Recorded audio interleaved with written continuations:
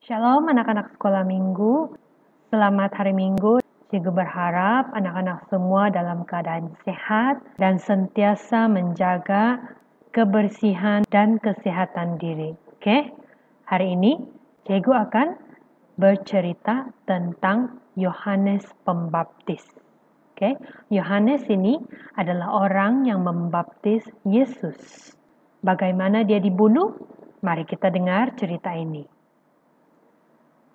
Nah, minggu-minggu yang sebelum ini kita tahu Yesus telah menjadi orang yang sangat famous, kan? Orang yang terkenal.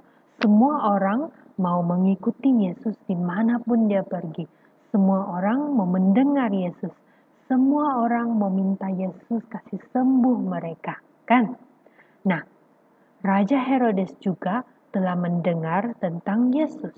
Raja Herodes dan kawan-kawannya pun berpikir, siapa Yesus ini? Macam mana dia boleh buat mujizat-mujizat, menyembuhkan orang, menghalau setan, dan banyak lagi. Siapa Yesus ini? Herodes pun berpikir, mungkin Yesus ini ialah Yohanes yang dia telah bunuh. Mungkin Yohanes sudah bangkit dari kematiannya, sebab itu dia ada kuasa yang hebat. Nah, kamu tahu macam mana Herodes tahu yang Yohanes sudah mati? Sebab Raja Herodes telah menyuruh orang untuk memenggal kepala Yohanes. Kenapa Raja Herodes mau memenggal kepala Yohanes? Nah, itu yang Cikgu akan ceritakan hari ini. Mula-mula Raja Herodes cuma menangkap dan penjarakan Yohanes Pembaptis karena Yohanes Pembaptis marah kepada Raja Herodes sebab Raja Herodes berkahwin dengan Herodias. Herodias ini ialah istri kepada abang Raja Herodes yaitu Filipus. Nah, jadi Yohanes marah kepada Raja Herodes sebab dia berkahwin dengan kakak iparnya sendiri. Herodias pula mahu membunuh Yohanes, tetapi Herodias tidak dapat berbuat demikian karena Raja Herodes bilang jangan. Raja Herodes tahu Yohanes Pembaptis adalah seorang yang baik, yang suci. Jadi Raja Herodes tidak mau membunuhnya. Jadi Raja Herodes cuma menangkap Yohanes di penjara. Nah, satu hari semasa hari ulang tahun Raja Herodes, semasa birthday Raja Herodes, dia membuat satu pesta, satu party besar-besar. Ramai orang-orang kaya, orang-orang hebat, pemimpin-pemimpin datang ke pesta Raja Herodes itu. Nah, waktu itu anak perempuan Herodias, dia membuat persembahan tarian. Nah, semua orang di sana suka akan persembahan tarian itu, termasuk Raja Herodes.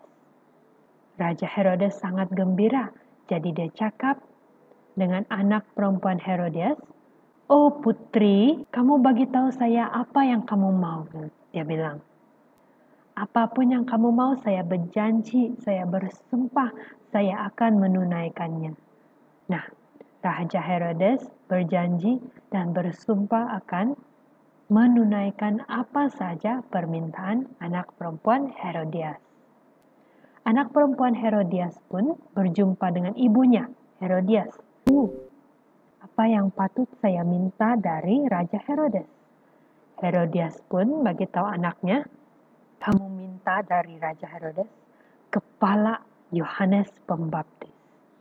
Nah, anak perempuan Herodias pun berjumpa dengan Raja Herodes dan berkata, saya mau kepala Yohanes Pembaptis di atas dulang ini sekarang juga.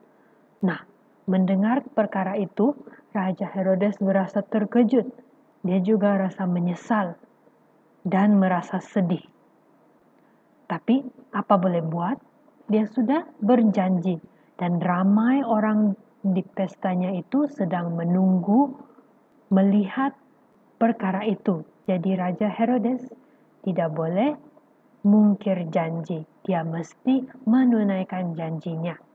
Dia pun menyuruh pengawalnya untuk pergi membawakan kepala Yohanes Pembaptis ke atas dulang. Pengawal pun pergi dan menyerahkan dulang itu kepada anak perempuan Herodias. Kemudian anak perempuan Herodias pun memberikan dulang yang mempunyai kepala Yohanes kepada Herodias. Apabila murid-murid Yesus atau para rasul mendengar perkara itu, mereka pun pergi mengambil mayat Yohanes dan memakamkannya, menguburkan mayat Yohanes. Nah, dari cerita ini, murid-murid kita tahu Yohanes orang yang baik, Yohanes orang yang suci, tapi dia terpaksa mati di dalam keadaan yang begitu kejam sekali. Tapi anak-anak Tuhan, jangan risau karena Yesus mengatakan, berbahagialah orang yang dianiaya oleh sebab kebenaran, karena merekalah yang empunya kerajaan syurga. Yohanes mati sebab dia menegur Herodes dan Herodias. Dia mengatakan yang benar, yang baik. Tetapi sebab itu dia dibunuh. Tetapi jangan risau, karena kita percaya Yohanes Pembaptis telah berada di surga bersama Bapa. Oke murid-murid, ini adalah ayat hafalan kita pada hari ini, yaitu di dalam Matius pasal 5 ayat 10. Matius pasal yang kelima ayat 10. Berbahagialah orang yang dianiaya oleh sebab kebenaran, karena merekalah yang empunya kerajaan syurga. Berbahagialah orang yang dianiaya oleh sebab kebenaran, karena merekalah yang empunya kerajaan syurga. Anak-anak boleh tulis ayat hafalan ini di dalam buku latihan sekolah minggu sebagai panduan bagi kita semua. Itu saja untuk hari ini. Shalom semua.